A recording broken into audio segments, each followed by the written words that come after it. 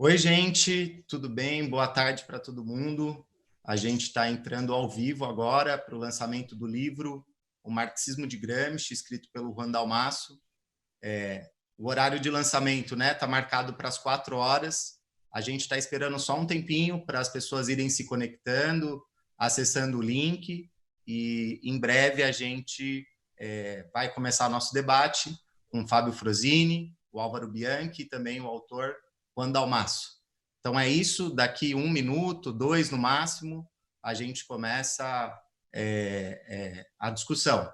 Mas o link já está ao vivo para quem quiser ir compartilhando, mandando nos grupos de WhatsApp, mandando pelo Facebook. Um tempinho para as pessoas irem. Já já a gente começa a discussão.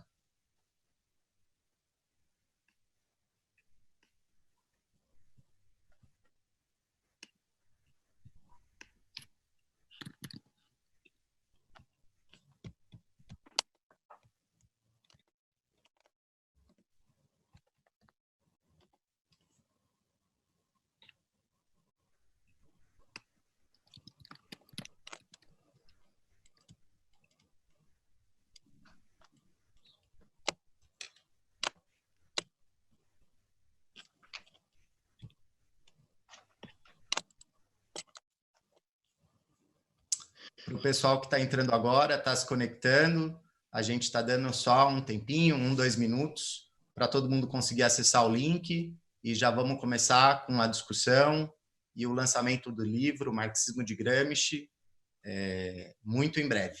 Tá bom? Rapidinho, vamos começar a nossa discussão.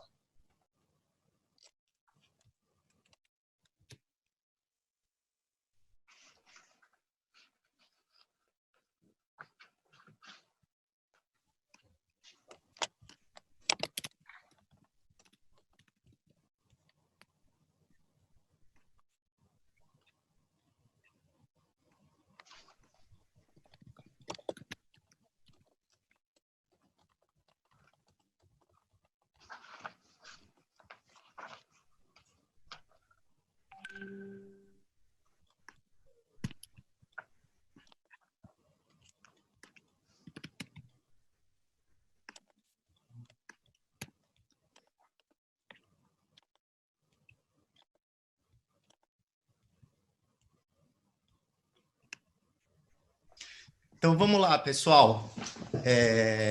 Bom, antes de tudo, boa tarde a todos e todas. Eu sou o Danilo Paris, sou diretor editorial das edições Iskra, e também traduzi esse livro, Marxismo de Gramsci, e queria, antes de tudo, agradecer os debatedores que aceitaram prontamente participar desse lançamento, mesmo nessa situação adversa. Então, queria agradecer ao Fábio Frosini, que é professor de filosofia da Universidade de Urbino, na Itália, também é membro da International Gramsci Society e vem pesquisando e publicando muita coisa sobre o pensamento do Gramsci. Queria agradecer também o professor Álvaro Bianchi, que é da Ciência Política da Unicamp, também é membro do Comitê de Coordenação da International Gramsci Society e tem publicado muita coisa sobre Gramsci, inclusive o livro, o Laboratório de Gramsci, e queria também, claro, agradecer especialmente o nosso autor, o Juan Dalmasso. Ele é membro do Partido dos Trabalhadores Socialistas e, além desse livro, tem publicado um segundo livro, que por hora ainda está em espanhol, que é o Hegemonia e Luta de Classes, 3 ensaios sobre Trotsky, Gramsci e o marxismo. Bom, para a gente, esse lançamento, esse debate, a publicação do Livro do Brasil está acontecendo agora, tem uma importância dupla, Em primeiro lugar, porque em 10 dias vão se completar 83 anos da morte do Gramsci, e esse lançamento não deixa de ser uma homenagem à sua vida e à sua obra. Inclusive, é muito gratificante ver que ele, depois de tanto tempo, depois da sua morte, segue sendo um autor muito debatido, o que mostra que o desejo daqueles que o prenderam, que era de paralisar o seu cérebro por 20 anos, teve longe de ser conquistado. E para a gente aqui no Brasil, a publicação desse livro ela é bastante importante, porque aqui, como em diversos outros lugares do mundo, o Gramsci tentou se apresentar como um autor reformista, o que o próprio livro mostra, né, está bem longe da realidade. Então, também queria agradecer bastante a equipe das edições Iskra, que sem eles esse livro teria sido impossível, e queria também agradecer a equipe do audiovisual do Esquerda Diário, que possibilitou que o lançamento fosse feito nesse formato. Então, nosso debate ele vai se organizar da seguinte forma, né? Os debatedores eles vão ter uma primeira exposição de 15 a 20 minutos, evidentemente esse tempo é flexível, a gente vai começar com o Álvaro Bianchi, depois passamos para o Fábio Frosini, por último o Juan, e depois eu vou selecionar 3 ou 4 perguntas do público e eles vão fazer uma segunda intervenção, comentando, né, como queiram essas perguntas e também colocando as suas considerações finais. Bom, esse debate, né, tanto o Juan quanto o Fábio vão falar em espanhol, não vai ser possível fazer uma tradução ao vivo, mas tão logo a gente termine a transmissão, nossa equipe já vai começar a legendar o vídeo para o público brasileiro que eventualmente tem alguma dificuldade com a língua. E por último, antes da gente começar o nosso debate, uma última informação, a gente está com um preço promocional desse livro, de R$ 25,00, a gente disponibilizou 250 unidades a esse preço, vai ter um formulário nos comentários, tanto do Facebook quanto do YouTube, para as pessoas que quiserem comprar, basta preencher o formulário e depois a equipe da editora entra em contato para venda do livro. Bom, sem mais delongas, a gente vai começar a nossa discussão. Por favor, Álvaro, fica à vontade para a sua exposição. Obrigado, Danilo. Boa tarde a todos e todas. Espero que estejam bem e em segurança. É óbvio que temos que começar parabenizando o Juan del Mazo pela publicação do seu livro e a equipe editorial pelo trabalho de tradução, esforço para trazer este livro para o público brasileiro, uma edição em português que é justamente que estamos aqui comentando e sobre a qual estamos refletindo. Eu gostaria de fazer algumas observações que têm por objetivo localizar o livro de Juan del Mazo em um contexto, poderíamos chamá-lo de latino-americano, porque ele não é apenas um contexto argentino. As trajetórias da recepção e difusão do pensamento de Gramsci na Argentina e no Brasil, elas estão muito interligadas. Gramsci é primeiro traduzido na Argentina. A Argentina é o primeiro país que traduz a obra de Antônio Gramsci, já nos anos 50, né? E a partir de 1966 nós temos o início da tradução de Gramsci no Brasil. Primeiramente, é traduzido aquilo que se conhece por edição temática, Maquiavel político, Estado moderno, os intelectuais, a organização da cultura, um livro que no Brasil é traduzido com o nome de A Concepção Dialética da História, mas cujo nome original diz respeito a filosofia de Benedetto Croce e ao materialismo histórico. Bem, enfim, nós temos trajetórias nas quais há um movimento de deslocamento, não é, dos estudos gramscianos a partir de um primeiro impulso na Argentina, né, mas que chega ao Brasil a partir da metade dos anos 60. O centro irradiador na América Latina não é o Brasil. O centro irradiador dos estudos gramscianos, do pensamento, das ideias de Gramsci na América Latina é, sem dúvida nenhuma, a Argentina. E isto está relacionado, evidentemente, ao grupo que originalmente se organizou em torno da revista Passado e Presente, no qual estavam Juan Carlos Portantiero e José Aricó, mas também não apenas a forte influência intelectual que eles estabeleceram, criaram, constituíram no mundo de língua hispânica, mas também a intensa atividade editorial que promoveram, em torno da revista, mas também em torno de uma coleção de livros e publicações de enorme repercussão. Várias gerações de intelectuais latino-americanos se formaram lendo as edições organizadas e preparadas por Aricó e Portantiero. Isto certamente tem os seus reflexos também no Brasil, mas como era de se esperar para este país continental que parece estar de costas, muitas vezes, para a América Latina, nem sempre os intercâmbios entre Argentina e Brasil foram muito intensos. Em particular, penso eu, a partir dos anos 1970, 1980, estes intercâmbios eles ocorrem, eles acontecem, né? Mas não são, creio, um componente explicativo para a difusão das ideias de Gramsci no contexto brasileiro. Certamente não são, ou pelo menos eu assim penso.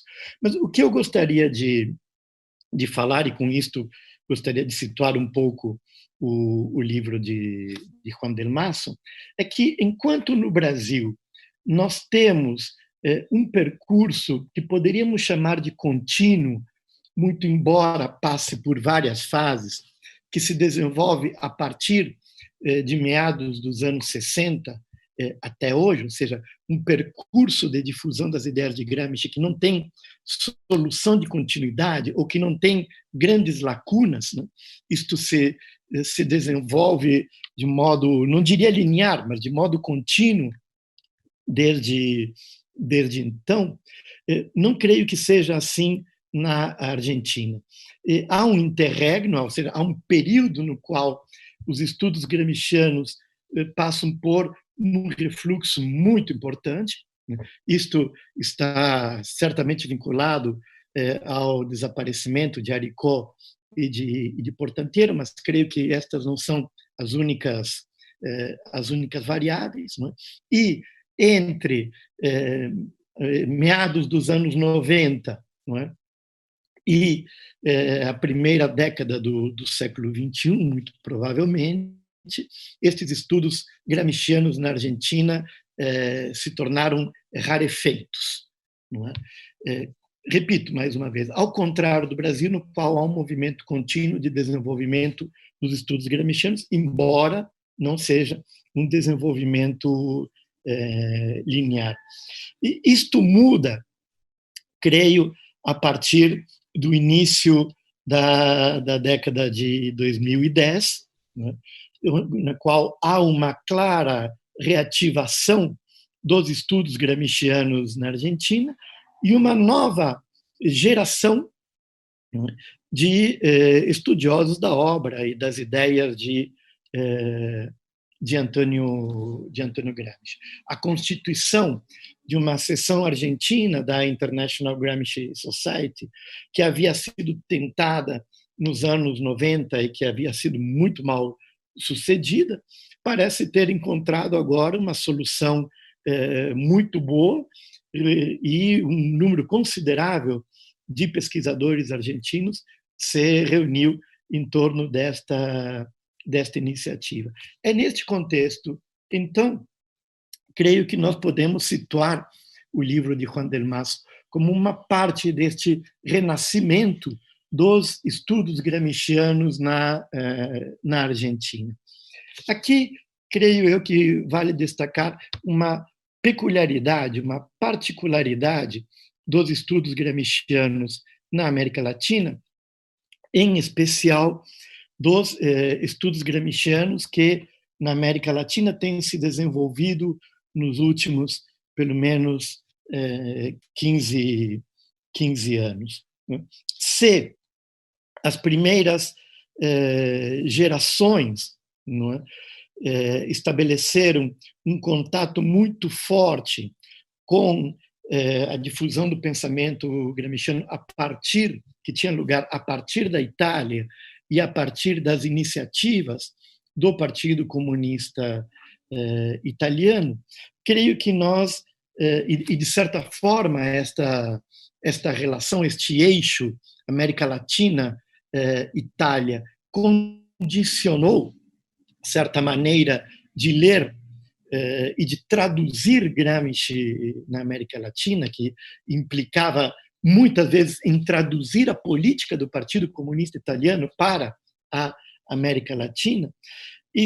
Se isto aconteceu nas gerações anteriores, creio que no contexto atual, os pesquisadores latino-americanos, embora mantenham fortes conexões com o contexto intelectual italiano, e a presença de Fábio Frosini aqui é um indicador deste forte contato, mas na situação atual, no contexto latino-americano, creio que esta tentativa de tradução direta da política italiana para a política brasileira e de uma experiência de partido para as experiências italianas, para as experiências de partido brasileiras, não tem lugar mais.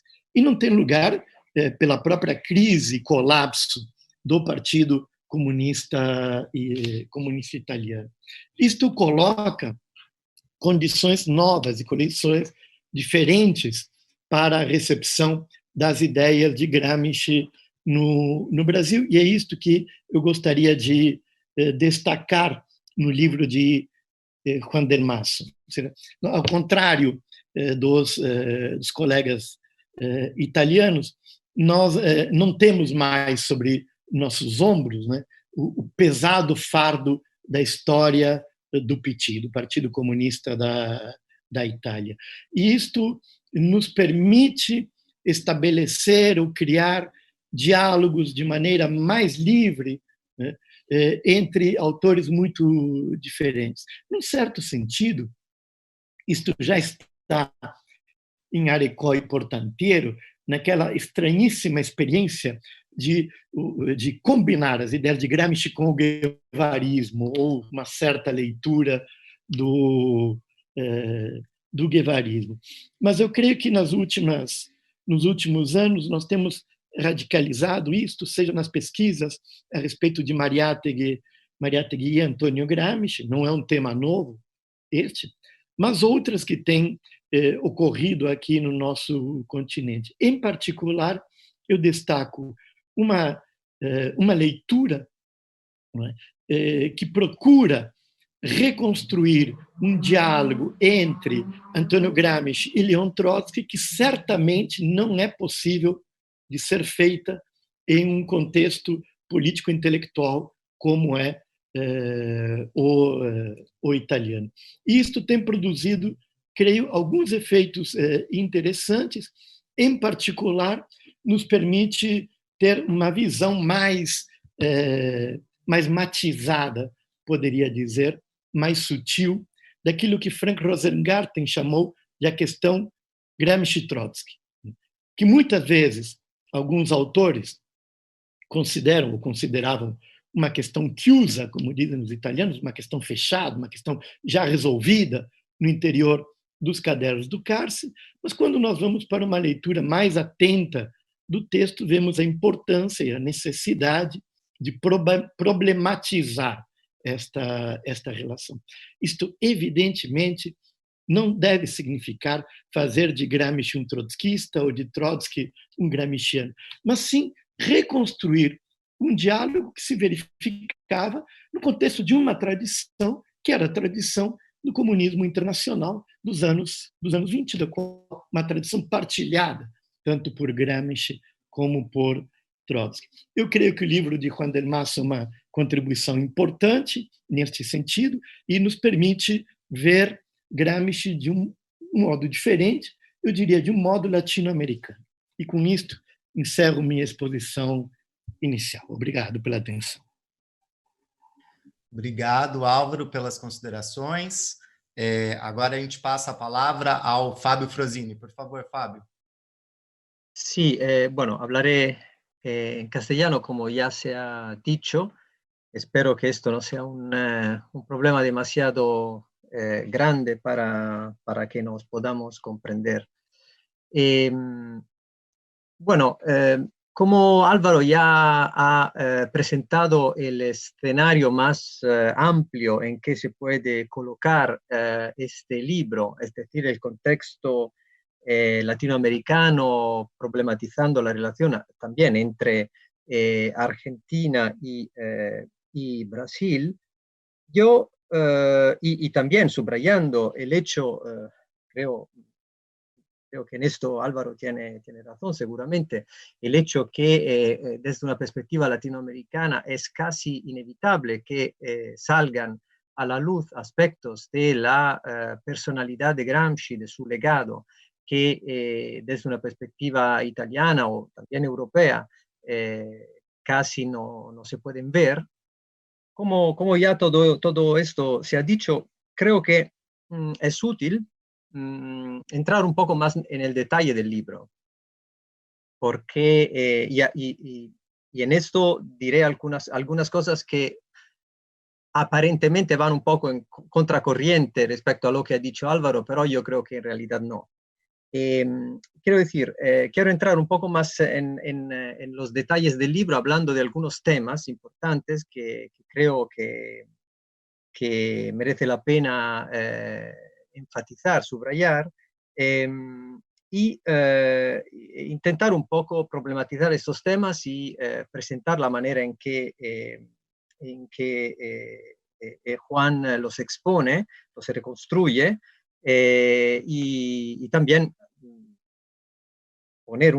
plantear algunas preguntas críticas.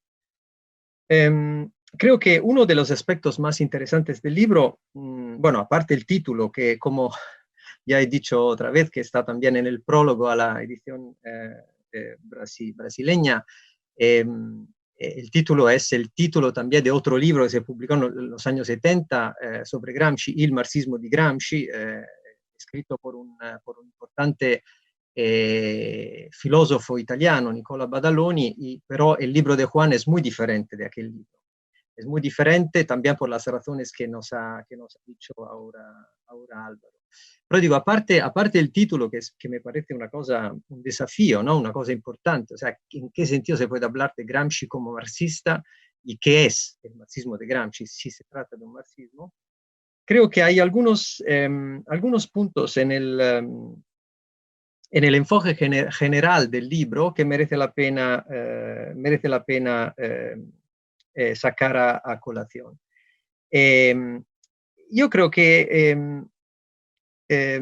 y aquí digo algunas cosas que aparentemente van en contracorriente respecto a lo que ha dicho Álvaro, yo creo que uno de los aspectos más interesantes del libro es que Juan ha leído muchísimas cosas de lo que se ha escrito en Italia, de los estudios italianos, y en este sentido tiene una deuda profunda con toda una tradición de estudios,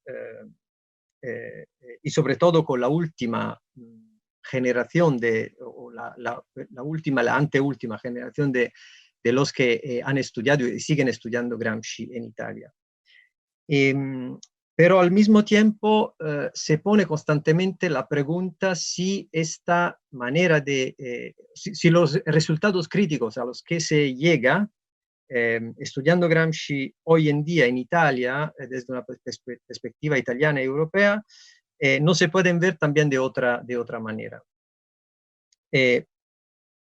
Por ejemplo, en la primera parte del libro hay toda una reflexión, una reconstrucción y reflexión sobre lo que quiere decir la sociedad de masas, en la manera en que Gramsci la estudia. Y esto efectivamente es un tema que se abordó también en los años 70 y 80. Pienso sobre todo al libro de Christine Bucy-Glucksmann sobre Gramsci y el Estado, pero que se dejó un poco al lado porque se subrayó de la reflexión de Gramsci sobre la sociedad de masa, sobre todo los aspectos que podían ser útiles para una reflexión sobre las sociedades de masa en los años 70 y 80.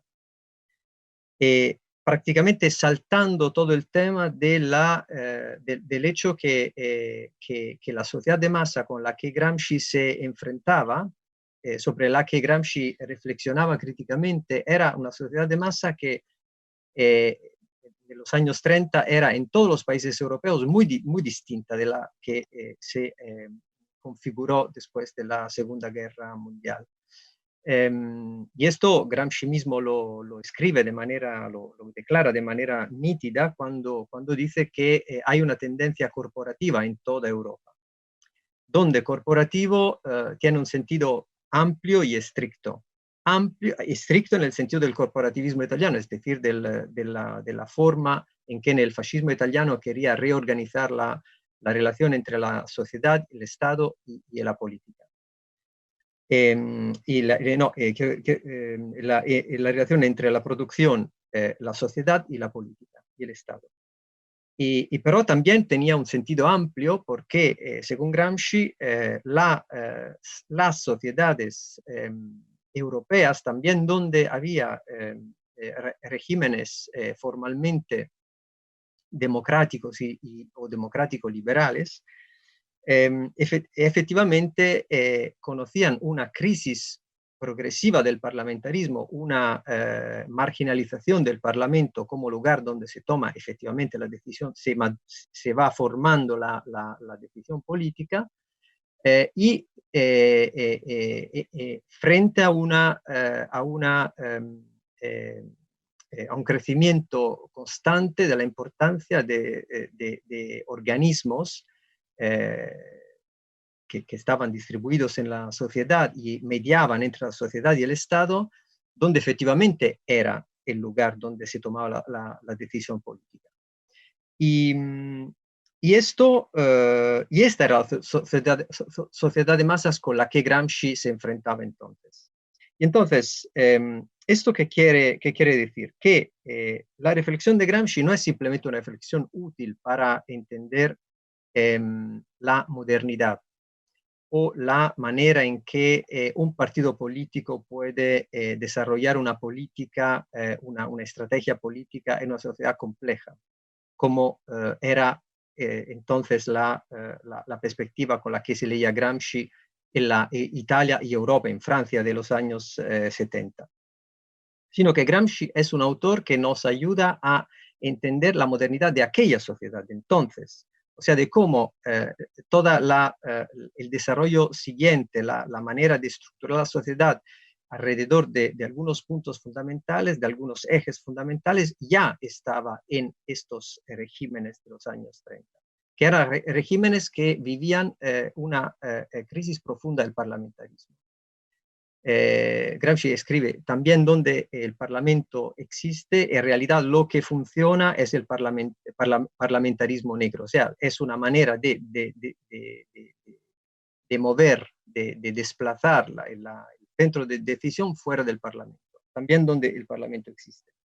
Entonces, hoy en día, en los estudios sobre Gramsci en Italia, se va recuperando esta manera de leer a Gramsci, o sea, de leer Gramsci en su contexto, en una manera muy historicista, muy crítica, pero al mismo tiempo ver cómo este contexto tiene en sí mismo, por decirlo así, semillas de modernidad muy fuertes. Y la misma operación creo que ha hecho Juan cuando ha recuperado toda esta tradición italiana de los últimos años y ha intentado mover la perspectiva hacia América Latina. Yo creo que él tenía sobre todo en mente, tenía presente digamos, una específica configuración argentina de la relación entre Estado y sociedad, sobre todo pensando en la relación entre la burocracia y los sindicatos, pero creo que esta manera de leer Gramsci ha sido útil en este libro para, como ha dicho antes Álvaro, ¿no? Cada vez mover la perspectiva a otro sitio y ver cosas que no se pueden ver desde una perspectiva puramente italiana. Y esto se repite en varios puntos del libro, a propósito de distintas categorías. Ya he hablado de la sociedad de masas, puedo hablar también de la cuestión de la relación entre el partido político y la policía, el parlamentarismo negro que ya he nombrado, y también a propósito del jacobinismo. ¿Qué quiere decir jacobinismo? Que es una categoría típicamente europea, estrictamente europea, que remite a la Revolución Francesa. ¿Qué quiere decir jacobinismo desde una perspectiva latinoamericana y específicamente argentina? Y aquí, a propósito de esta última categoría, es interesante porque hay toda una discusión sobre lo que es lo que Juan llama un jacobinismo domesticado, que es una innovación categorial, digamos. Jacobinismo domesticado, que es un jacobinismo repensado a partir de la perspectiva argentina como un jacobinismo que no tiene suficiente protagonismo. Y aquí hay, igual no merece la pena repetirlo porque son temas bastante conocidos, pero aquí hay toda una crítica, una reflexión crítica sobre los límites del populismo latinoamericano y sobre todo el populismo argentino, que es un populismo donde el Estado tiene un papel, ha tenido tradicionalmente un papel muy relevante, y también la burocracia estatal y sindical ha tenido, en la medida en que es estatal, ha tenido un papel muy relevante. Yo creo que si nos ponemos a leer el libro de esta manera, es posible ver cómo, exactamente como se hizo en los años 70 con el grupo de Pasado y Presente, se intentó ver una tradición política italiana, una lectura a partir del Partido Comunista Italiano, de los intelectuales del Partido Comunista Italiano, y ver cómo esto, el aspecto que tenía todo esto a partir de una perspectiva conscientemente distinta, que era la de la Argentina, que no era latinoamericana en general, sino específicamente argentina. Creo que de la misma manera en este libro se intenta hacer una operación parecida, ¿no? O sea que se ve cómo se trabaja sobre Gramsci en Italia, ya no en una relación estricta con un partido político que prácticamente no existe como punto de referencia como era entonces el Partido Comunista Italiano, pero sí con una perspectiva política y estratégica, digamos, más amplia y menos directa que entonces, e intentar trasladar todo esto a una perspectiva muy distinta, conscientemente distinta, y ver cómo estas categorías funcionan en otro contexto. Yo creo que uno de las virtudes de este libro es, como ha dicho también Álvaro, o sea, permite ver cosas que en Italia no se ven, pero al mismo tiempo tiene en cuenta de todo el trabajo que se ha hecho en Italia, en Europa, no solo en Italia, claramente, el trabajo que se ha hecho en Italia, en Europa, desde un punto de vista más estrictamente histórico. Y creo que yo también puedo terminar aqui minha primeira intervenção. Obrigado, Fábio. Agora, a nossa equipe aqui está avisando a gente está com 250 pessoas ao vivo, tanto pelo YouTube quanto pelo Facebook. E depois da explanação do Fábio, agora a gente vai para do Juan. Fica à vontade, Juan. Bien, ¿me escuchan bien? Bueno, les agradezco mucho a Álvaro y a Fabio por lo que plantean en sus intervenciones y por la valoración que hacen del libro. Yo quería retomar algunas de las cuestiones que plantearon ellos. En primer lugar, el tema de la relación entre Gramsci y Trotsky, no tanto para analizar ese problema específicamente, sino para hacer una consideración general. Yo creo que por las explicaciones que dio Álvaro en su intervención, evidentemente lo que o la mayoría, digamos, de las tradiciones gramscianas, y no solo en Italia, sino en muchos países, han tenido una relación muy externa con el trotskismo. De hecho, la editorial Pasado y Presente, que dirigía José Aricó, publicó muchísimos libros, pero que yo recuerde, de Trotsky publicó solamente El Nuevo Curso y Problemas de la Vida Cotidiana, con un prólogo que hace Aricó muy bueno, donde reivindica muchos de los debates que hacía Trotsky en este libro, bueno, y la importancia de algunas de las cosas que había planteado Trotsky sobre las cuestiones de la vida cotidiana y la cultura en la Unión Soviética. Pero lo cierto es que tanto de las tradiciones gramscianas como de la mayoría de las corrientes trotskistas ha habido prejuicios mutuos alrededor de lo que pensaban los trotskistas, prejuicios sobre lo que dice Gramsci, por tomar como definitiva la interpretación que hizo el Partido Comunista Italiano de su pensamiento en la segunda posguerra, y del lado lo que se podría llamar un poco ampliamente el gramscismo, considerar que Trotsky era un pensador ultraizquierdista o que quería un ataque frontal o la revolución simultánea en todos los países exactamente al mismo tiempo y ese tipo de cosas. Yo creo que en los últimos años, a través de distintos debates y de elaboraciones, hemos ido avanzando en tender más puentes entre las dos tradiciones y cuestionar también prejuicios que se han ido estableciendo y que tienen mucha fuerza porque tienen la fuerza de un sentido común.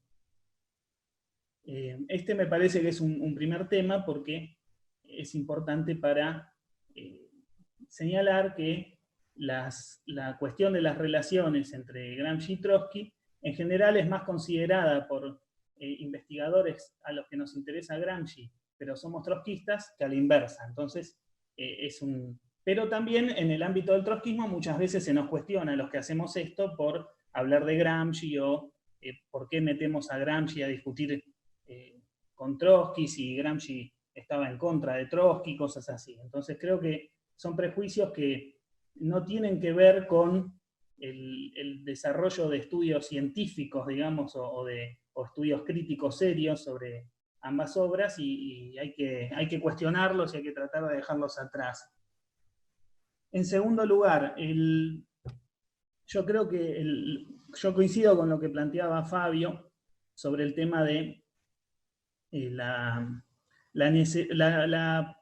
riqueza de utilizar el pensamiento de Gramsci para pensar los problemas actuales de la relación entre Estado y sociedad civil, en particular en un caso como el de Argentina, entre el Estado y las organizaciones sindicales y sociales, pero especialmente los sindicatos porque, bueno, Argentina es un país con un movimiento obrero históricamente muy fuerte y con una burocracia sindical muy fuerte que siempre ha jugado un rol especialmente importante en el sostenimiento del orden estatal, especialmente en momentos de crisis.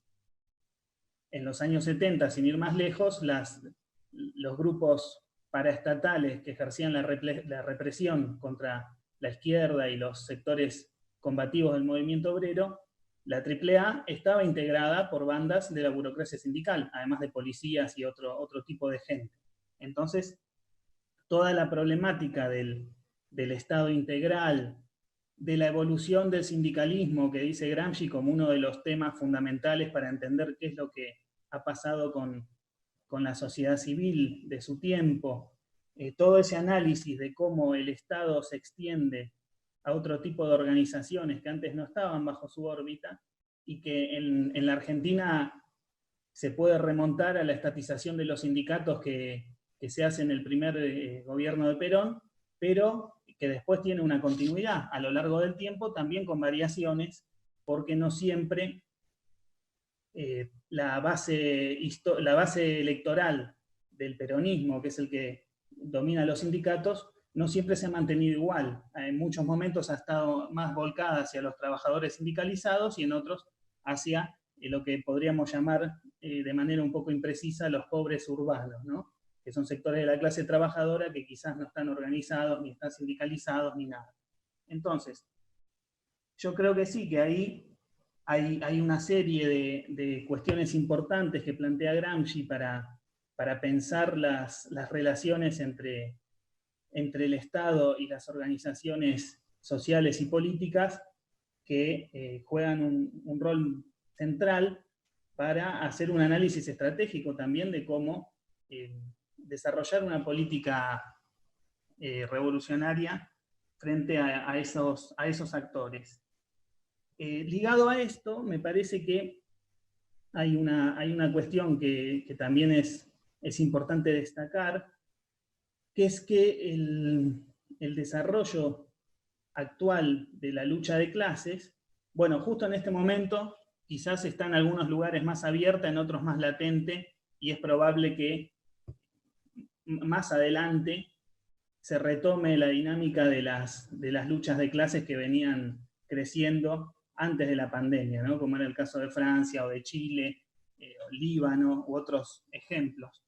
Pero me parece que se puede plantear en líneas generales, si analizamos los procesos que hubo de la crisis del 2008 hasta acá, que las vías por las cuales se van a desarrollar procesos revolucionarios y las formas que van a adquirir no están del todo claras. Y entonces aquí yo creo que es importante también el análisis de lo que serían las relaciones entre lo que Gramsci llamaba una guerra de posición, ¿no? Que es una lucha de tipo más acumulativo, y lo que él llamaba guerra de movimiento, que es una lucha más directa, en qué medida esas formas de lucha se pueden articular en una estrategia revolucionaria de conjunto. Yo creo que ese es un tema que está abierto. Tengo mucho más claro que son cuestiones que deben ser de alguna manera ensambladas o articuladas.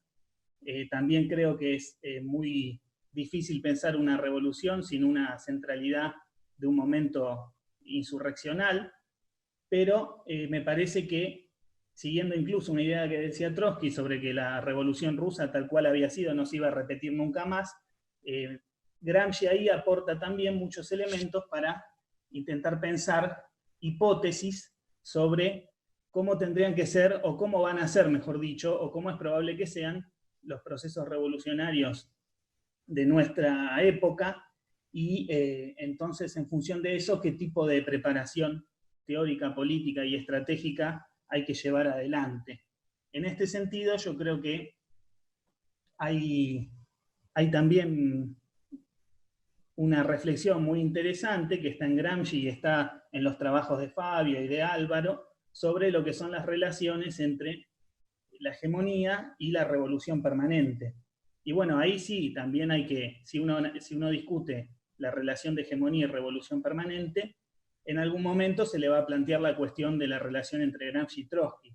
No es una, digamos, no es una arbitrariedad o una cuestión de gusto nada más, que bueno, si a unos trotskistas les interesa pensar sobre Trotsky y entonces qué relación tienen con Gramsci, sino también que ellos ambos han tocado temas que son, están ligados, son cercanos, y bueno, no es el tema de esta charla, pero también hay una concepción específica del problema de la hegemonía en Trotsky que se puede estudiar y se puede poner en relación con los planteos de Gramsci, ¿no? Entonces yo creo que el objetivo de este libro originalmente era tratar de hacer una lectura lo más actualizada posible, apoyándome en estudios como los de los compañeros que están hoy en esta charla, y muchos otros, y a su vez plantear una posibilidad,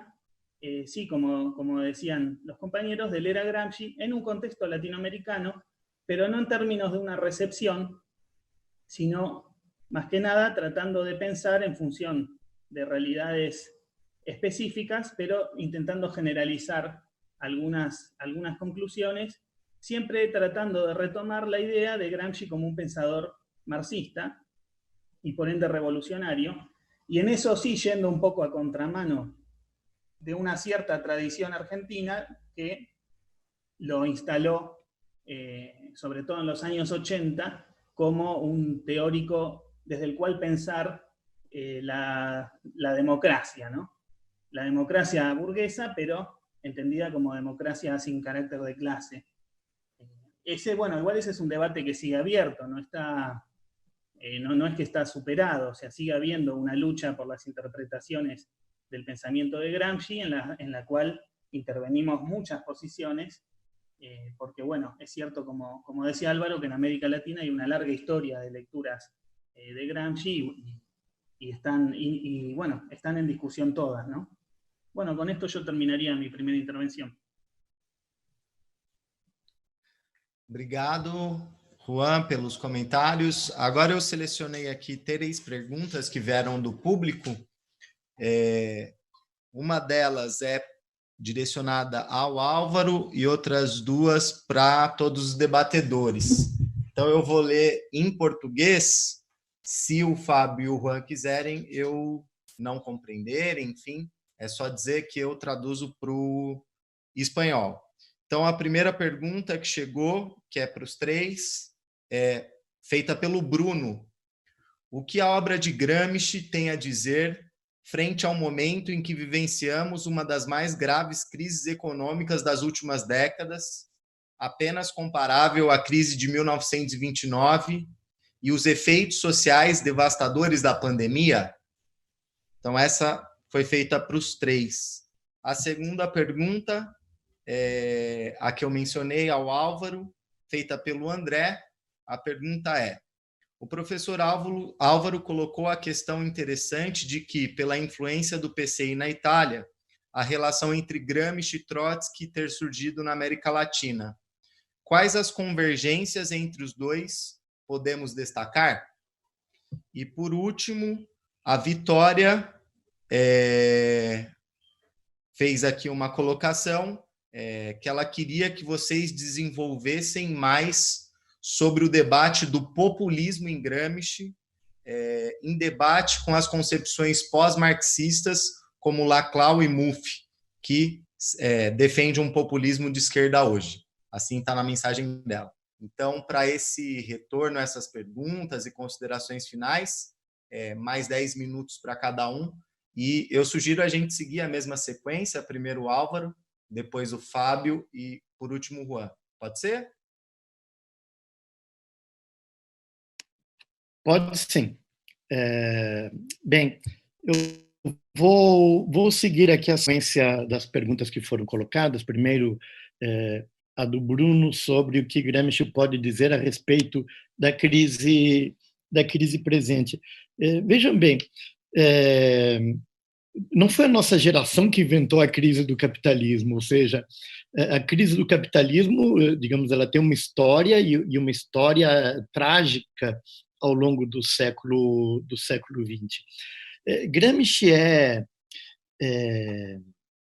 ele não apenas vê, mas ele participa e ele analisa politicamente e teoricamente, intelectualmente, 2 eventos que eu acho que são importantes para nós pensarmos o nosso presente. O primeiro dele é a da Guerra Mundial, né?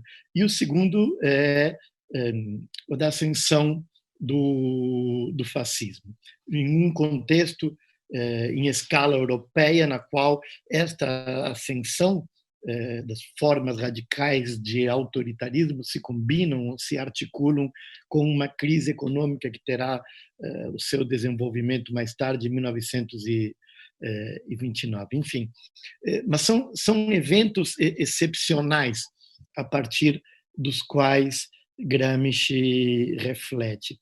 E reflete como alguém que assume a categoria de crise como uma categoria central. Evidentemente que, ao longo da sua trajetória intelectual, ele vê de maneiras diferentes a crise, culminando, penso eu, nos Cadernos do Cárcere, com a noção de crise orgânica. Mas vejam bem, o Juan coloca um pouco deste debate no seu livro. Nos últimos anos, nestes anos que coincidem com os chamados governos progressistas na América Latina, não é? Em particular na Argentina e no Brasil, a experiência do kirchnerismo e a experiência do lulismo, muitos de nós, eu inclusive, recorremos à noção de revolução passiva para interpretar estes processos. Já era, pelo menos para mim, bastante claro, desde 2016, pelo menos, de que nós deveríamos deixar esta categoria de lado como uma chave interpretativa do nosso presente, ou seja, de hoje.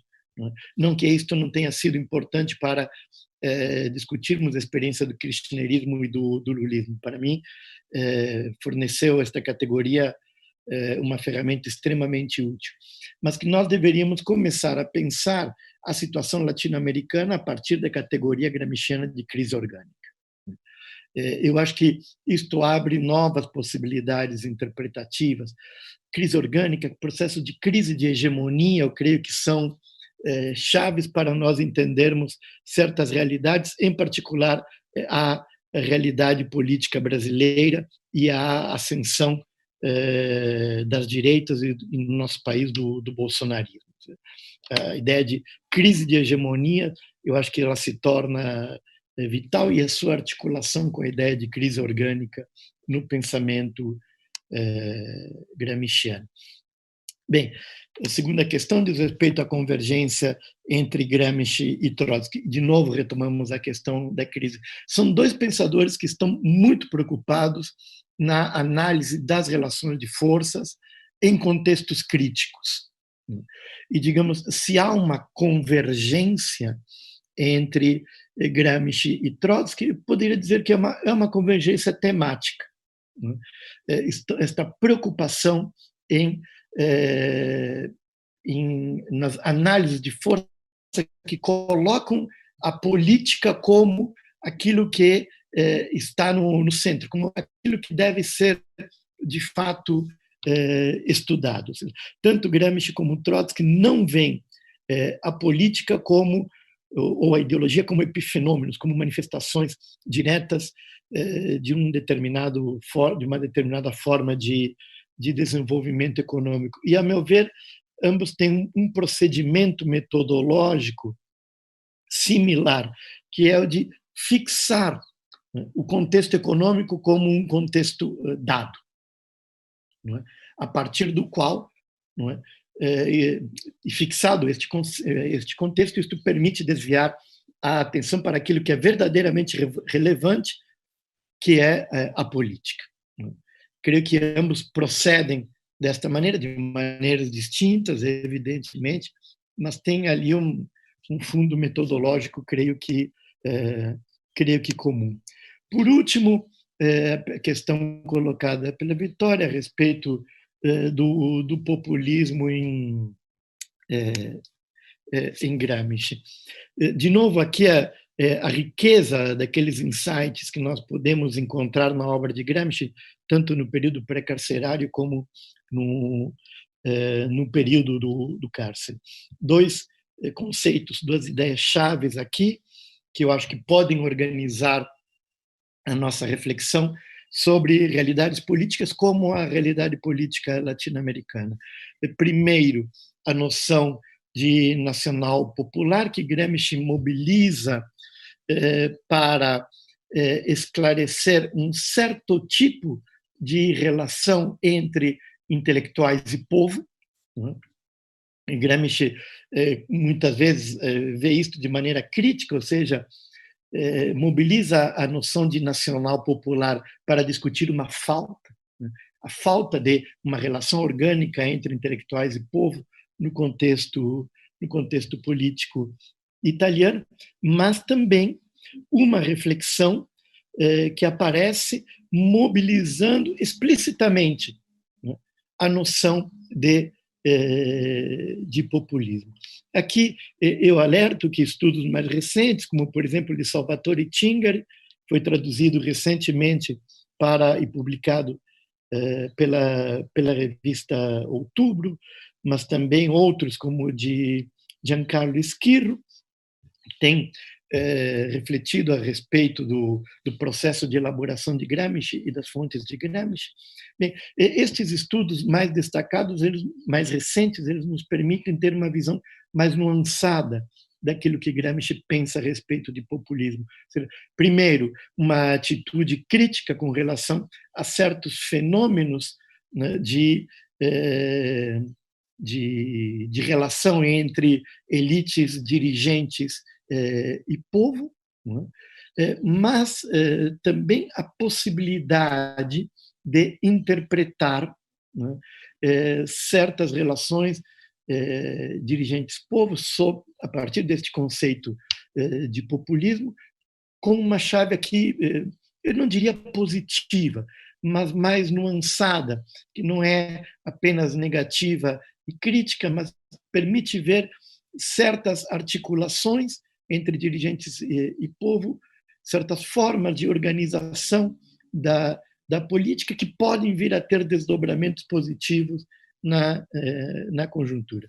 Eu creio que Murphy e Laclau exageram enormemente a positividade que a noção de populismo pode vir a ter, chegando à ideia de que isto poderia implicar uma política positiva de novo tipo, mas creio que a noção de populismo precisa ser tratada, e Gramsci nos inspira para tal, de maneira mais lançada, ou seja, não como uma categoria de acusação, como geralmente é feito, mas como uma categoria heurística que nos permite refletir ou até mesmo explicar, né, certas formas de articulação entre elite, política e povo-nação. Era isso, obrigado. Obrigado, Álvaro. Agora, por favor, Fábio. Sí, gracias. Las dos preguntas para los dos, o los tres, que es la primera formulada por Bruno sobre la crisis económica. Yo contestaría en dos partes. La primera parte es, se puede resumir en esto. La misma persona que ha formulado esta pregunta ha hecho referencia a la crisis del 29 y Gramsci ha analizado la crisis del 29. Entonces, para saber qué diría Gramsci hoy en día sobre esta crisis que se anuncia, pero es que efectivamente es una crisis que vivimos ya desde hace el 2008 por lo menos, igual podemos retomar metodológicamente su misma postura, que es una postura que excluye totalmente, radicalmente cualquier tipo de catastrofismo. Y entonces Gramsci se puso en contra de toda una corriente dominante en la Tercera Internacional, en el mundo comunista, que hablaba, a propósito de la crisis del 29, de una radicalización de las contradicciones en el mundo capitalista y, por esto, de la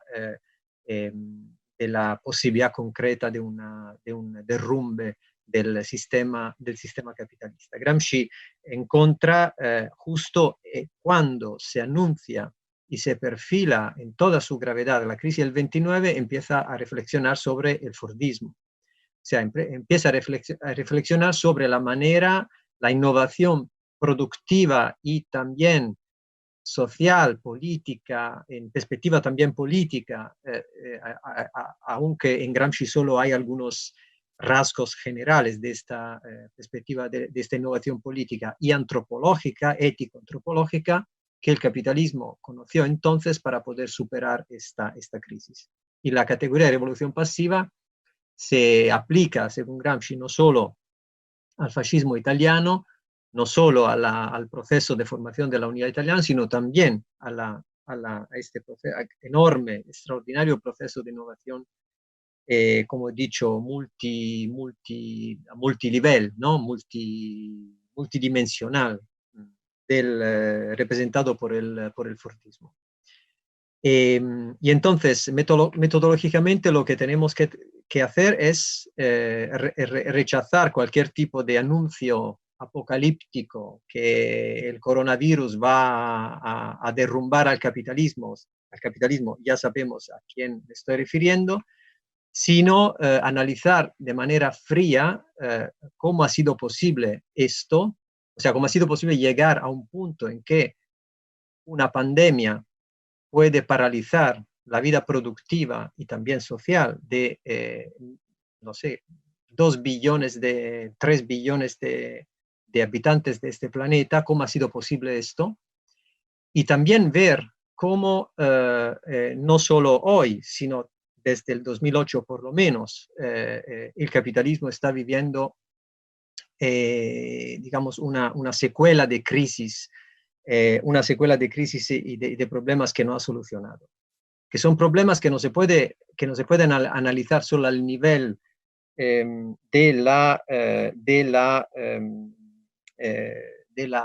mundo de la producción. Con Gramsci no se puede analizar solo este nivel, hay que analizar estos problemas al nivel de las relaciones de fuerzas en el planeta.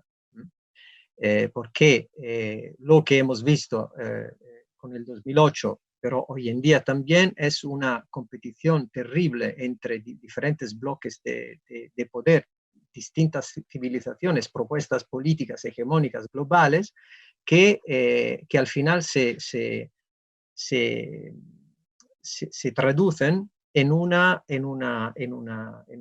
malestar general de billones de personas que se ven involucradas, ¿no?, sin saberlo, en esta terrible lucha que está en curso ya desde hace muchos años.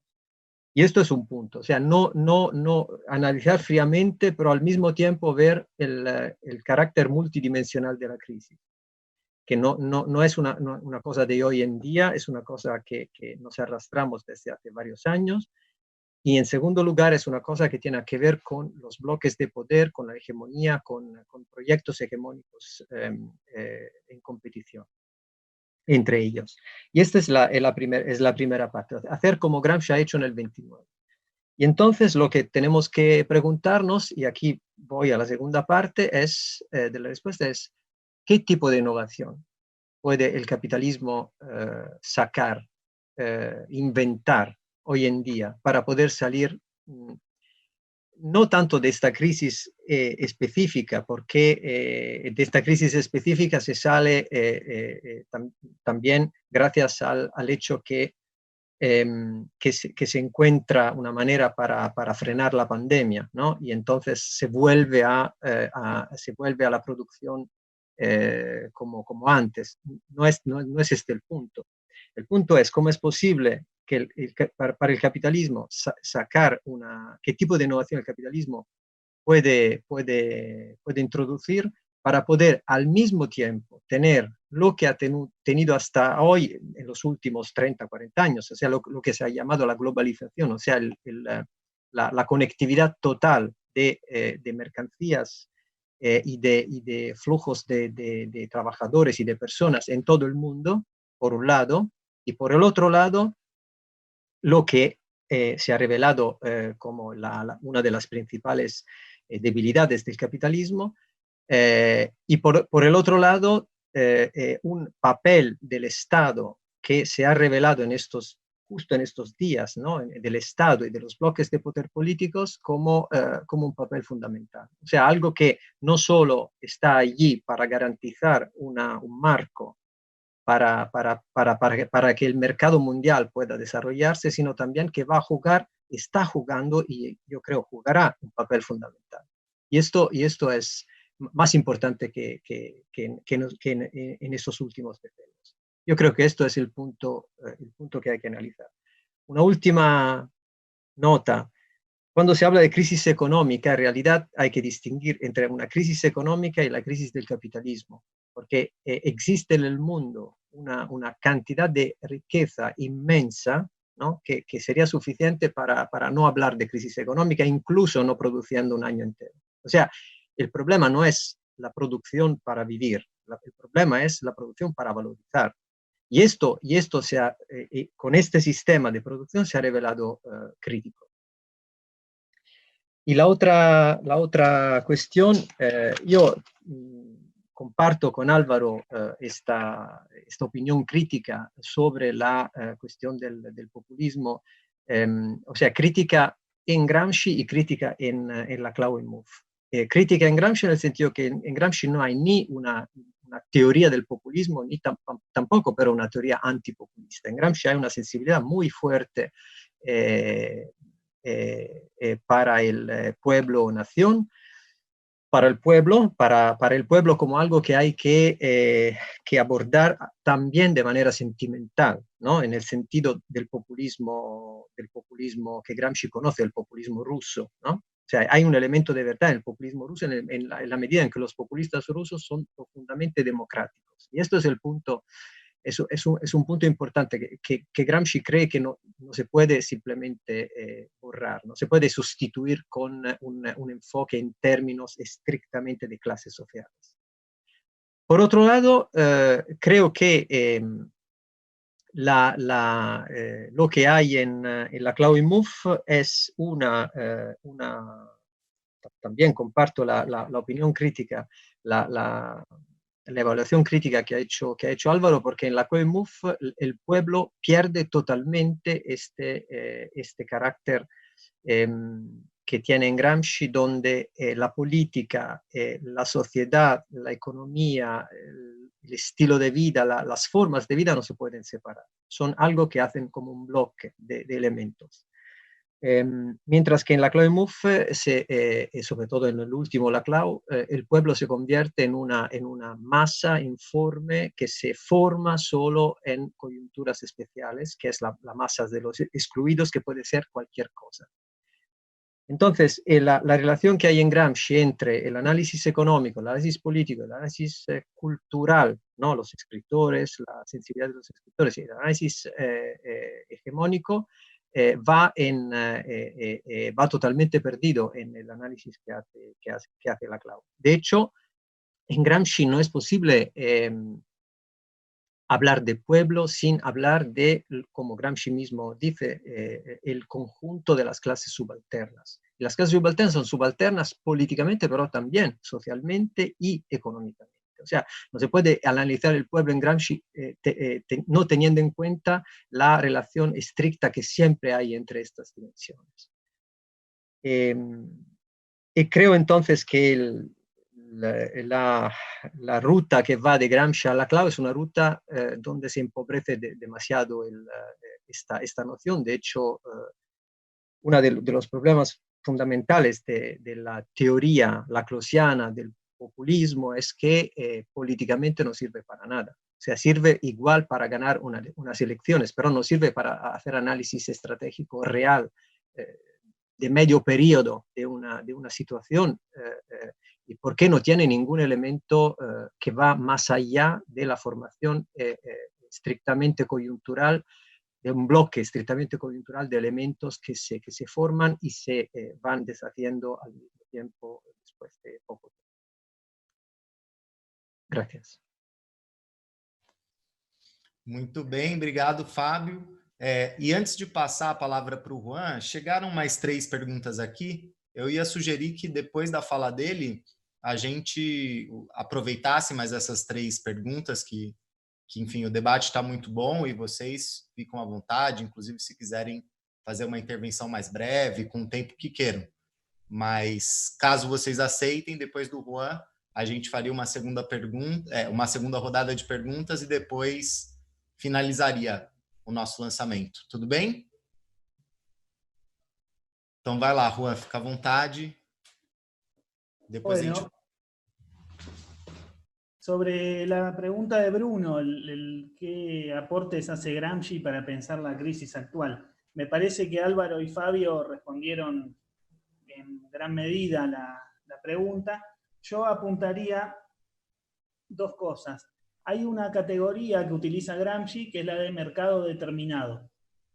Me parece que para pensar las formas concretas que está adquiriendo o va a adquirir el capitalismo en lo inmediato, puede ser una categoría de utilidad, porque lo que intentaba hacer Gramsci con esta categoría era no hablar del capitalismo en general, sino tratar de entender las características específicas de una formación económica capitalista con las regulaciones estatales y políticas que actuaban sobre ella. Y yo creo que haciendo un uso un poco amplio de la categoría, también se podría, de alguna manera, incluir aquellas cuestiones de los procesos productivos en este caso Gramsci, como decía Fabio, analizaba el tema del Fordismo, pero podríamos hacerlo más amplio pensando las relaciones de los procesos productivos con todo otro aspecto de las determinaciones que tiene la economía, que es de la relación con los recursos naturales, ¿no? Entonces me parece que las reflexiones que hace Gramsci, que bueno, hay un libro muy recomendable de Giuliano Guzzone sobre este tema de la crítica de la economía política en los cuadernos de la cárcel, y en especial sobre la cuestión del mercado determinado, aportan varios elementos para tratar de analizar las formas concretas a través de las cuales se estructura una relación entre economía y Estado en situaciones específicas, que obviamente ya es uno de los debates que se está dando internacionalmente, ¿no? ¿Qué rol va a jugar el Estado en los procesos económicos inmediatos y futuros? Bueno, y todo ese problema. Coincido, por supuesto, con la utilidad que tiene la categoría de crisis orgánica.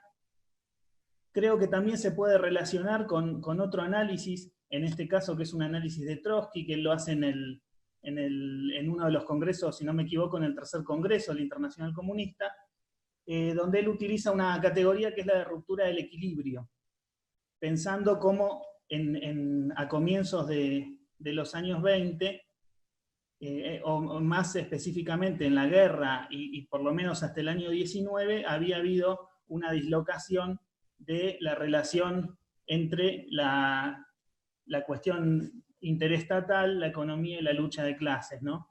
Y yo creo que por lo menos desde que yo tengo recuerdo, esta situación internacional es una de las que más se parece a ese tipo de definición, creo yo, porque hay un nivel, si uno se fija, el nivel de desarticulación a través del cual los estados nacionales están respondiendo a la crisis sanitaria y económica.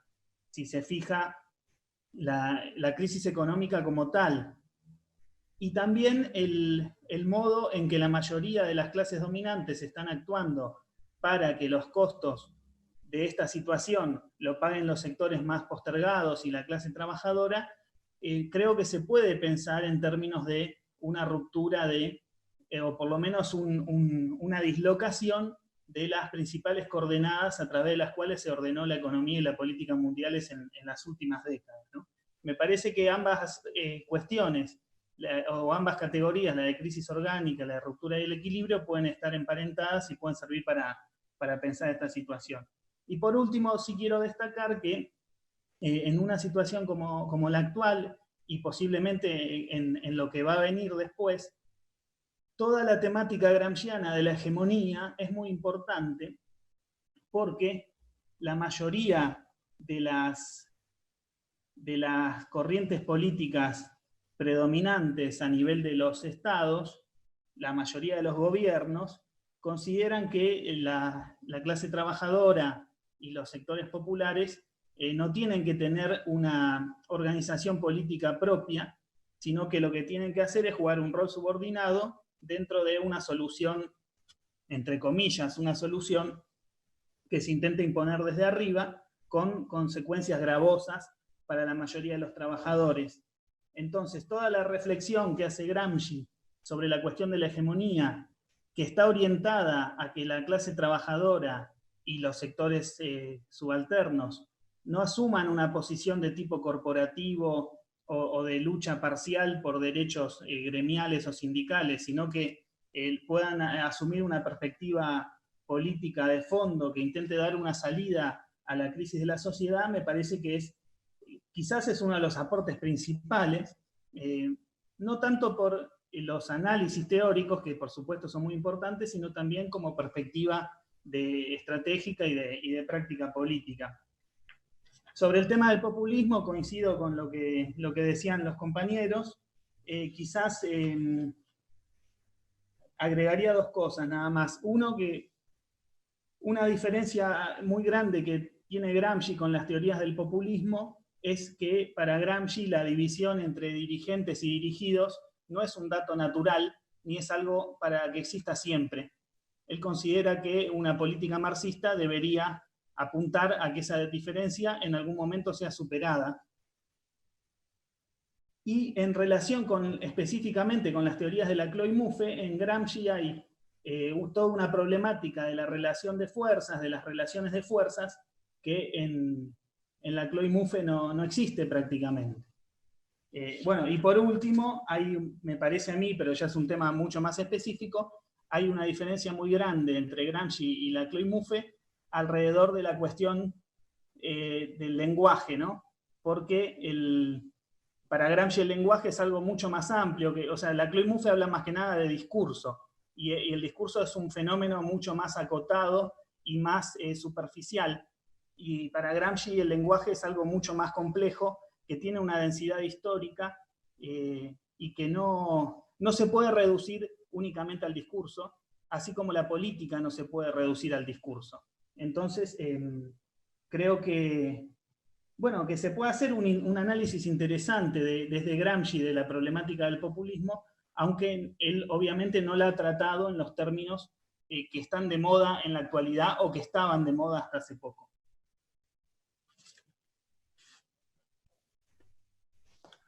Legal, obrigado, Juan. Agora eu vou ler as 3 novas perguntas que chegaram e depois vou fazer uma pergunta minha, aproveitar o momento. Mas a primeira é do Caio Godoy de Souza. Ele diz: gostaria que falassem mais sobre a relação entre o conceito de hegemonia e revolução permanente.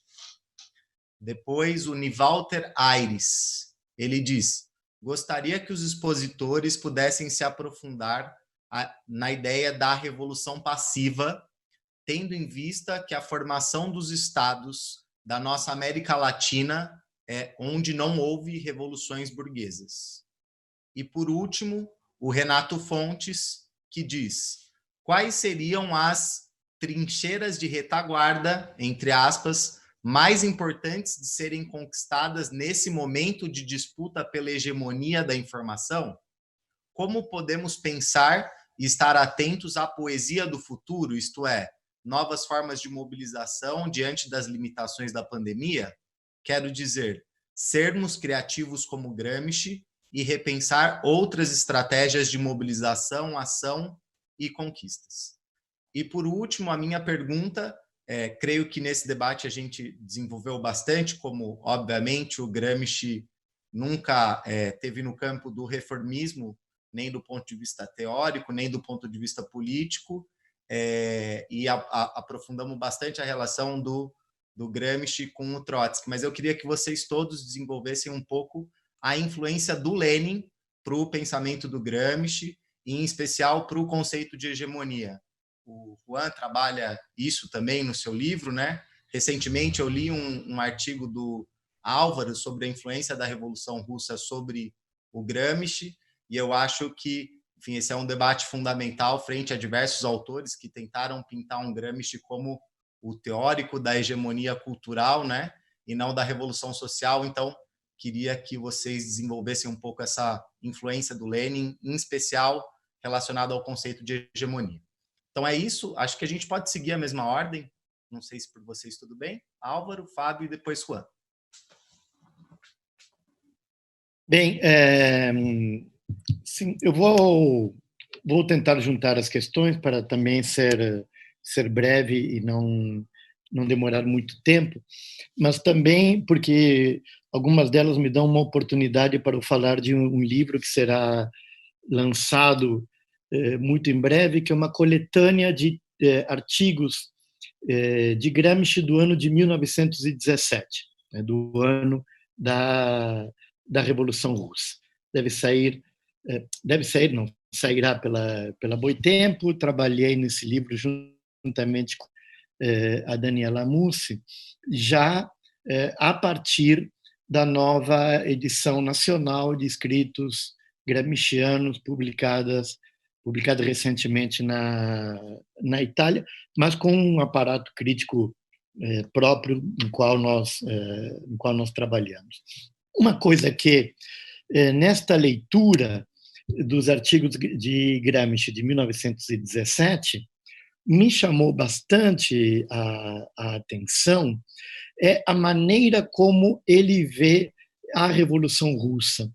E o que me chamou a atenção é que, sob vários aspectos, né, a maneira como ele vê o processo político naquele ano de 1917, entre fevereiro e outubro, é fortemente análogo à maneira como Trotsky via o processo, mas também a maneira como Lenin o vê a partir de abril. A ideia de que a revolução não pode se deter. Gramsci volta a esta ideia repetidas vezes em seus artigos e, creio eu, faz isto de maneira completamente intuitiva, ou seja, certamente não conhecia o debate russo, ou pelo menos não conhecia de maneira aprofundada o debate russo sobre a Revolução, principalmente aquele debate que se desenvolve a partir de 1905, mas as conclusões às quais ele chega são bastante interessantes, por uma via autônoma, por uma via independente, né, mas com conclusões muito interessantes. Eu utilizei aqui a palavra análoga de maneira proposital. Eu não estou dizendo aqui que Gramsci é um defensor da teoria da revolução permanente para o caso russo, mas estou dizendo que há algumas conclusões às quais ele chega podem ser comparadas de maneira produtiva a certas maneiras de ler o processo que existiam em 1917 entre os russos. Também é notável, neste conjunto de escritos, né, o lugar que Lenin vai assumindo, né, na leitura gramsciana ao longo do ano de 1917. As informações eram muito truncadas, e uma das primeiras fontes de informação, né, que está disponível para os socialistas italianos era a de um socialista revolucionário radicado na Itália, que publicava e escrevia no jornal Avanti. E isto leva aos socialistas italianos, mas também a Gramsci, a uma sobrevalorização da figura de Chernov, né, líder dos socialistas revolucionários no ano de 1917. Gramsci gradativamente se desloca desta leitura para uma leitura que coloca no centro dos acontecimentos os bolcheviques e, em particular, Lenin. Este lugar que Lenin adquire no imaginário de Gramsci depois será preenchido de maneira mais consistente, creio eu, pela teoria leniniana da hegemonia. Gramsci estudará de maneira bastante aprofundada os escritos de Lenin, tem um contato em primeira mão, no período que ele passa em Moscou como representante do Partido Comunista Italiano no Comitê Executivo da Internacional Comunista. Gramsci participa dos debates diretamente, ou seja, ele tem um papel ativo no Comitê Executivo Internacional, ao contrário do que muitas vezes se imaginou e se escreveu. Bem, sobre a questão da revolução passiva, eu creio que os processos latino-americanos são mais complexos. Eles não têm uma revolução burguesa clássica, mas em muitos países há guerras de independência, e guerras de independência que são cruciais para a consolidação de um certo imaginário político, né, no qual a ação ocupa um lugar central. Mas, para casos como o brasileiro, e aqui penso em autores como Carlos Nelson Coutinho e Luiz Werneck Viana, a noção de revolução passiva ela pode ser extremamente produtiva para estudar, para análise de processos políticos que ocorrem de maneira recorrente em nossa história, nos quais a ruptura política é sempre evitada por meio de um acordo das elites que assumem um protagonismo que se expressa por meio do Estado.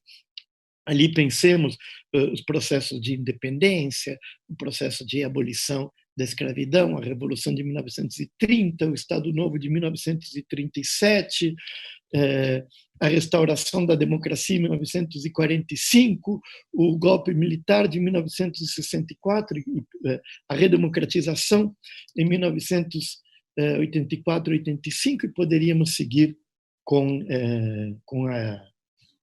a lista.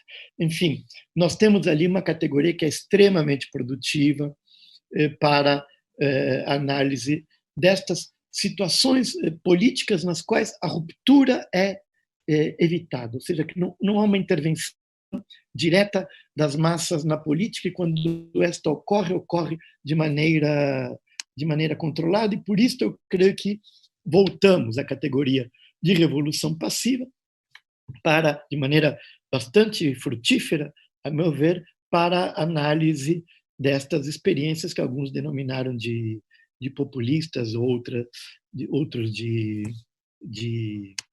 progressistas. Bem, com isto, creio que encerro os meus comentários. Eu gostaria de agradecer o convite, parabenizar mais uma vez Juan del Mazo pela publicação desta importante contribuição para os estudos gramscianos latino-americanos. Obrigado. Obrigado, Álvaro, pela participação, pelas contribuições. Agora, Fábio, depois, Juan. Sí, gracias. ¿Cuánto tiempo tenemos a disposición para cada uno? Pode ficar à vontade, Fábio, de 5 a 10 minutos, mas isso é flexível. Vale. Bueno, no, porque 4 preguntas importantes, así que no sé si consigo decir algo con sentido en tan poco tiempo. A propósito de la primera, la cuestión de hegemonía y revolución en permanencia, creo que puedo simplemente apoyarme a lo que ha dicho Álvaro y añadir algunos detalles. Yo creo que Gramsci, justo en el periodo al que Álvaro se refiere, ha hecho referencia el 17, pero también antes, igual sobre todo antes, entre el 14 y el 16, o sea, antes de la Revolución Rusa, cuando Gramsci justo entraba en el Partido Socialista Italiano, Gramsci tiene una idea casi cósmica de la revolución. O sea, la vida es siempre revolución. Es casi una idea heraclitea de la realidad. La vida es un flujo, no se puede parar. La vida siempre cambia las cosas. Y luego, cuando se enfrenta con la Revolución Rusa, intenta al principio aplicar esta categoría a la Revolución Rusa y luego poco a poco va aprendiendo lo que realmente pasa allí. Y yo tengo la impresión que es un poco una especie de fusión que Gramsci realiza entre esta idea anterior de la historia como innovación permanente, entonces como revolución permanente, y luego también lo que le llega desde Rusia, o sea, de la política, que puede ser innovación permanente. Pero innovación permanente si consigue organizarse. Entonces, desde un cierto punto en adelante, desde un cierto momento en adelante, justo cuando Gramsci empieza a conocer bien lo que está mejor, bueno, lo que pasa en Rusia y luego cuando empieza a hacer política con los consejos de fábrica en el 18-20, 19-20, Gramsci efectivamente se da cuenta del hecho que la historia es revolución, pero no siempre es revolucionaria. O sea, que hay que organizar las energías que están siempre en movimiento en la historia para que esto pueda expresarse, o sea, pueda conseguir una expresión política. Y esto es la hegemonía, creo yo. O sea, la idea que no simplemente tú estás allí y sigues moviendo las cosas, las piezas, de una manera que tú ni siquiera sabes como subalterno por qué se mueven, a una manera consciente de mover las piezas en el tablero, para seguir un poco en esta imagen, y adquirir un papel de protagonista, no solo de subalterno. Y esto es lo que creo Gramsci va desarrollando poco a poco con la idea de hegemonía. En este sentido, el conocimiento de sus detalles de primera mano, como ha dicho Álvaro, de lo que ha pasado en Unión Soviética, en Rusia, Unión Soviética, es para él de fundamental importancia, porque allí, por primera vez, no por primera, pero por segunda vez se ha conseguido hacer de una clase subalterna una clase dirigente y dominante. ¿Cuál fue la primera vez? Fue la Revolución Francesa. Por esto Gramsci insiste sobre el jacobinismo de los rusos. O sea, y aquí voy, de esta manera paso a la segunda pregunta, pero tengo que terminar este breve discurso diciendo que cuando Gramsci habla de revolución en permanencia, se refiere a todo un debate, ¿no?, sobre revolución en permanencia y socialismo en un solo país, todo lo que es este debate, pero al mismo tiempo se refiere a un escenario muchísimo más amplio. O sea, a un escenario que él tiene siempre presente como un escenario donde la revolución en permanencia es la historia. Y la historia se puede actualizar como tal si tú consigues desarrollar una hegemonía. Y en este sentido, ¿la revolución pasiva qué es? En un sentido extremo, la revolución pasiva es toda la historia cuando no se da una revolución, en el sentido jacobino o bolchevique del término. O sea, toda la historia al límite se puede pensar como una revolución pasiva, porque la historia siempre es innovación, pero es innovación para conservar, es una innovación para impedir que una clase subalterna se vuelva dominante, dirigente y dominante. Y en este sentido, la revolución pasiva, bien ha dicho Álvaro, es una categoría muy, muy fecunda. Se puede aplicar en muchos contextos distintos, pero atención, ¿por qué?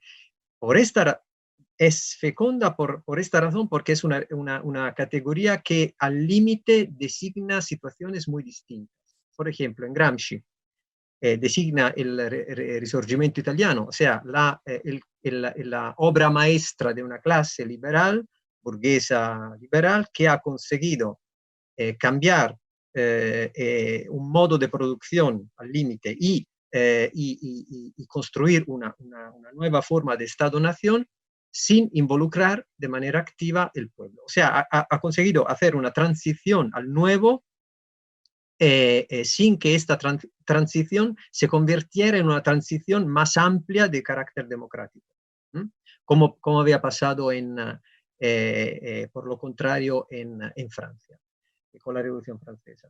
Pero al mismo tiempo es la innovación político-económica de Estado, de forma de Estado del fascismo italiano, y al mismo tiempo es una innovación económico-productiva, social, societaria, en Estados Unidos. Pero ¿cuál es la diferencia fundamental? Es que en estos dos últimos casos la revolución pasiva ya no es una manera para innovar, o sea, cambiar, saltar de un modo de producción a otro, ¿no? O sea, del modo de producción feudal al capitalismo sin revolución política democrática, sino es una revolución al interior del modo de producción capitalista para conservar, innovando este mismo modo de producción. O sea, la revolución pasiva puede servir para pensar la manera en que se pasa al nuevo histórico, pero también la manera para pensar la manera en que se produce el nuevo histórico para que esto no pase, para quedarse en el mismo modo de producción.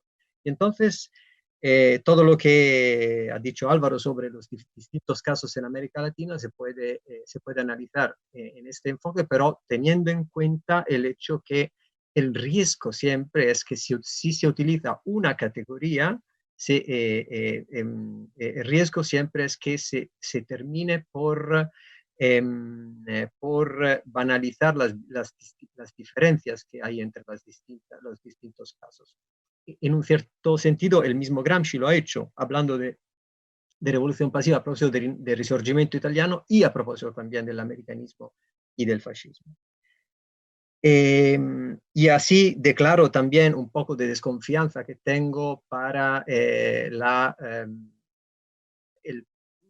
la inflación de este término, de esta categoría, para analizar situaciones muy distintas sin tener en cuenta las diferencias. A propósito de si he entendido bien, la tercera pregunta era a propósito de las nuevas formas de lucha, ¿no? De creatividad y de lucha en la sociedad civil hoy en día, digamos. Es muy complicado porque pensando en Gramsci, él vive en una sociedad en un cierto sentido muy cerrada, una sociedad en que la estructura corporativa, no solo en Italia, sino también lo que él llama él mismo dice parlamentarismo orgánico en Estados Unidos. O sea, él piensa en la sociedad de su tiempo una sociedad totalmente organizada, muy politizada y totalmente estructurada. Entonces, pero al mismo tiempo cree que la pluralidad, incluso en las experiencias llamadas totalitarias, como el Estado italiano, el Estado totalitario italiano, no es posible eliminarla. ¿Y dónde se expresa esta pluralidad? Se expresa incluso, y quizás donde no hay otras maneras, sobre todo en las formas impuestas por el Estado. Él piensa que en las formas de organización de la sociedad que el fascismo desarrolla para controlar a la sociedad, allí se va desarrollando el empuje para darle la vuelta a la hegemonía dominante. O sea, allí siempre en el momento en que hay un momento de organización impuesto desde arriba, siempre hay energías en juego, en este sentido también, si se quiere, de la revolución en permanencia, energías en juego que no se pueden totalmente controlar. Y una cierta lectura de Foucault, que creo es también no totalmente lejana como Foucault quería presentarla, de una cierta herencia marxista y también gramsciana, una cierta lectura de Foucault nos ha aprendido a ver el liberalismo como una manera de organizar la vida que al mismo tiempo domina, o sea, que domina la vida en el momento en que estimula la creatividad, ¿no? Yo creo que si se entiende esta relación entre estimulación de la creatividad, de la subjetividad, como dice, y el control de la vida, el control de la población, de manera dialéctica y no de manera adialéctica, de manera dialéctica se hace una operación de carácter gramsciano. ¿Y dónde pasa esto? Esto pasa por hoy en día en las formas de organización del trabajo, donde se pretende la creatividad total del trabajador, ¿no? Él tiene que inventarse, ¿no? Muchos aspectos de la forma de trabajar para valorizar más, ¿no? Para valorizar más y valorizar a sí mismo dentro del proceso de trabajo. Pero también se ve en todas las formas de comunicación que tenemos. Hoy en día esto ha tenido un desarrollo brutal, ¿no? en el mundo, como estamos viendo en estos días. O sea, en el mundo hoy en día vemos cómo en la comunicación pasa prácticamente todo, ¿no? En muchas partes del mundo. Pasa el trabajo, pasa el ocio, pasa la comunicación alternativa, la crítica y todo esto. Y de formas de comunicación hay, como sabemos, muchísimas. Y yo creo que un estudio de estas formas de trabajar y de al mismo tiempo desarrollar su propia subjetividad libre, por decirlo así, también en grupos, ¿no? Que pueden ser, por decirlo en un término un poco así espantoso hoy en día, contagiosos, creo que sería una operación gramsciana importante para el mundo de hoy.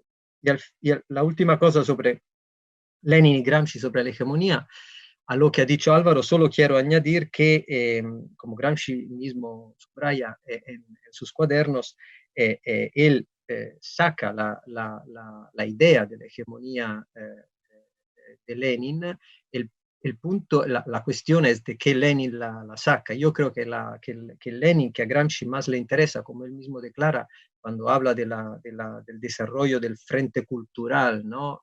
Presente en Lenin, en este teórico que es Lenin, de la filosofía de la praxis que es Lenin, yo creo que está hablando del Lenin que ya está, de los últimos años, cuando él ya no se preocupa de la cuestión del partido, de estructurar el partido, de estructurar la lucha política a partir de una ortodoxia, sino que se preocupa de lo que quiere decir gobernar, pero sin ser solo dominantes, siendo también dirigente. ¿Qué quiere decir ser dirigente? Esto es el problema que Lenin de los últimos años, de los años después del 17 y sobre todo después del 21 se pone. Y el problema, él se enfrenta con este problema hablando de la necesidad de desarrollar la lucha cultural, la lucha en un sentido también, si se quiere, literal, ¿no? De alfabetización, pero una cosa que en una operación que va mucho más allá de la literalidad del alfabetizar, ¿no? Alfabetizar en el sentido de trasladar los problemas a un plano de comunicación donde se puedan desarrollar realmente las posiciones y donde sea posible no solo impartir una orden, sino también invitar a colaborar con un proyecto estratégico, a entrar, a involucrarse voluntariamente en una hegemonía. Yo creo que es este Lenin que a Gramsci más le interesa y de donde saca, digamos, la chispa más interesante de su idea. Obrigado, Fábio. Juan, por favor. Bueno, yo voy a juntar la pregunta de Lenin y la de la revolución permanente para no extenderme mucho. Sobre lo que hablaron de revolución pasiva, Álvaro y Fabio, coincido con las cosas que plantearon ellos, así que no me voy a repetir. Sí quería tomar el tema de hegemonía y revolución permanente un poco más en detalle. Ya más centrándome en las cosas que plantea Gramsci en los cuadernos de la cárcel. A mí lo que me parece es que Gramsci conoce la problemática de revolución permanente como una problemática que es parte del marxismo, pero que va más allá del marxismo. De hecho, se remonta, o sea, el eslogan se le atribuye a Marat, aunque Marat no utilizó la expresión exacta, sino que hablaba más bien de una movilización o insurrección permanente, ¿no? Que los asculots organizados y armados rodearan a la convención para que gobernara a favor del pueblo. Y después en la revolución de 1848 y posteriormente la utilizaron tanto Marx como Proudhon. Y Marx en particular utilizó la idea de revolución permanente para señalar que la clase obrera moderna en las revoluciones burguesas tardías de la segunda mitad del siglo XIX tenía que intervenir con una política independiente del Partido Democrático y de la gran burguesía, y tratar de llevar esos procesos mucho más lejos de lo que la dirección burguesa quería llevarlos y detenerlos, ¿verdad? Hay un debate bastante interesante entre Lowy y Brossat sobre este tema, hasta dónde hay una concepción de revolución permanente en Marx que se pueda asimilar a la que posteriormente plantea Trotsky, pero antes de esa discusión hay que constatar el hecho de que la problemática de revolución permanente es una problemática de las revoluciones, de la Revolución Francesa en adelante, y en particular de la reflexión que hace el marxismo sobre las características de la propia revolución de la clase obrera. En el caso incluso del marxismo ruso, es una categoría que la utilizó antes Ryazanov, el que después fue el gran marxólogo soviético, la utilizó antes él que Trotsky. Sí, Trotsky lo que hizo fue, a partir de la discusión de la revolución de 1905, tratar como de generalizar una primera formulación teórica al respecto, centrada sobre todo en cómo iba a ser la revolución rusa. Gramsci conoce ese debate, el debate de 1905, y considera que, tomando un poco una valoración que se hacía a mediados de los años 20 en la Unión Soviética, sobre todo la hacía Bukharin, considera que la posición de Trotsky era una posición abstracta y que en realidad Lenin era el que había planteado concretamente una política que en su contenido expresaba lo que era la revolución permanente. La teoría posterior de Trotsky de finales de los años 20, Gramsci no la conoce en detalle, no tuvo posibilidad o sea, conoce los debates que hubo en los años 20 en la Unión Soviética, por supuesto, pero no tiene, o sea, las referencias que él hace a la Revolución Permanente, sobre todo son a las posiciones de Trotsky en 1905 y algún pasaje de la autobiografía de Trotsky, Mi vida. Ahora, a mí lo que me parece interesante es que, si bien Gramsci parte de una idea de que la cuestión de la revolución permanente es algo que ya es parte de la tradición marxista, que a su vez se adapta mucho mejor a procesos como los de las revoluciones de 1848, que a los procesos del periodo de entreguerras, y por eso hay que pensar una estrategia diferente, él va a plantear que esa política que puede reemplazar lo que era la vieja fórmula de revolución permanente es la hegemonía, y en algunos momentos la plantea como si fueran dos políticas alternativas, y en otros plantea que la hegemonía es una continuidad de lo que en el pasado era la revolución permanente. De forma tal que yo creo que él hace una operación teórica bastante interesante, porque en los debates que hubo en los años 20 en la Unión Soviética, cuando se le cuestionaba a Trotsky su teoría de la revolución permanente, se decía es un artefacto innecesario porque este problema ya está en el marxismo. Eso lo decía Bukharin, lo decía Kamenev, lo decía Stalin. Trotsky trata de inventar una teoría que es superabundante, que realmente no tiene suficiente densidad, no tiene razón de ser.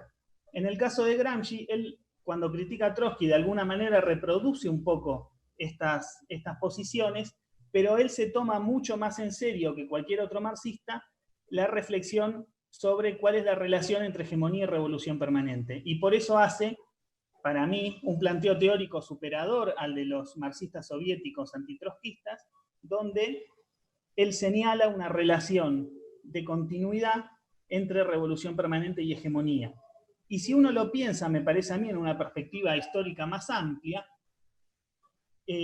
cuando se habla de hegemonía y se habla de revolución permanente, se está hablando de algo muy parecido, que es en definitiva cómo la clase trabajadora y las clases subalternas pueden liderar un proceso de revolución social que no se detenga en supuestas etapas necesarias u obligadas, o que no se detenga ante determinadas conquistas parciales, sino que intente hacer permanentemente un proceso expansivo en el cual, en definitiva, la clase trabajadora y el pueblo sean los que hagan un ejercicio efectivo del poder. Yo creo que en ese sentido, la relación entre hegemonía y revolución permanente es muy estrecha, y son formas diferentes, pero no contrapuestas, de pensar este mismo problema, que es cómo se constituye la dinámica de un proceso revolucionario con protagonismo de la clase trabajadora y del pueblo. En este sentido, Lenin es una referencia muy, muy importante, obviamente, para Gramsci, ¿no? Y alrededor, no solo del debate histórico de 1905 o del periodo preparatorio, sino, como decía Fabio, el Lenin que piensa los problemas de la Rusia soviética en sus últimos años. Sobre el tema de las nuevas formas de lucha, me parece que hay aportes que puede hacer la teoría, pero sobre todo hay que hacer experiencias. Ahora están surgiendo en muchos países distintos procesos de organización, por ejemplo, de jóvenes y trabajadores y trabajadoras de todas las empresas de comida rápida que trabajan en condiciones precarias, que muchos se organizan incluso a través de este tipo de videoconferencias, otros se organizan en los lugares de trabajo, los que están todavía obligados a ir a trabajar. Hay experiencias como los trabajadores de las contratistas de Airbus en Francia, que están reclamando la reconversión de la producción para generar respiradores y plantean una política de control obrero. Bueno, ha habido una huelga muy importante el 25 de marzo en Italia. Creo que en América Latina los procesos de lucha están un poco más atrás, también porque la crisis no es tan fuerte como en Europa. Y me parece que en relación a estas experiencias, yo dejaría la teoría en segundo plano. Es decir, no abandonaría un punto de vista teórico para pensar cómo se pueden desarrollar.